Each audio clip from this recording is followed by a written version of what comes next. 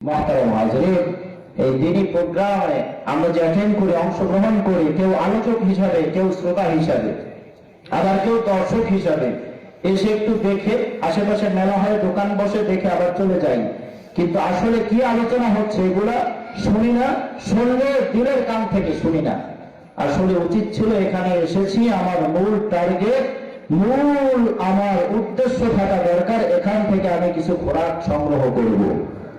আর এই খোরাক নিয়ে সে অনুযায়ী, এই পথ প্রদর্শন অনুযায়ী আমি আমার জিন্দেগি, আমার জীবনকে সুসজ্জিত করব, যাতে করে আল্লাহ তাআলা পরকালে আমাকে সুন্দর রাখেন, ভালো রাখেন, পরকালের শেষ পরিণতি আমার জন্য জান্নাত হয়। এটা ঠিক করে আওয়াজ দিয়ে বলেন।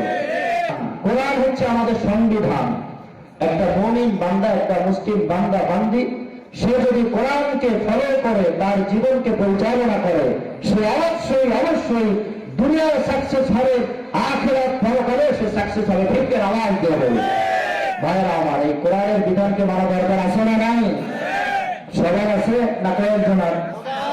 নাকি যাদের দাড়ি পেকে গিয়েছে, যারা যুবক, যাদের বয়স আমার মতো বা আমার চেয়ে ছোট বা একটু বড়, যাদের দাড়ি এখনো পাকে নাই, যাদের চুল এখনো কালো সাদা হয় নাই, যাদের দাড়ি আছে কিন্তু স্টাইলিশ দাড়ি, এখন পর্যন্ত 30, 35 বা 40, 45 বয়স হয় নাই, চিন্তা করছে আস্তে আস্তে আস্তে আস্তে দিনের দিকে ধাবিত হবে, তাদের মনে হয় কোরআনের বিধান মানা দরকার নাই। বিষয়টা কি এমন ভাই?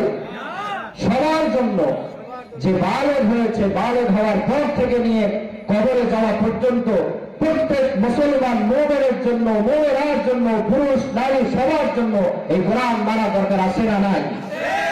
মুসলমান ভাইরা আমার, আল্লাহ তাআলা আমাদেরকে সৃষ্টি করেছেন এবং বিধান দিয়ে দিয়েছেন।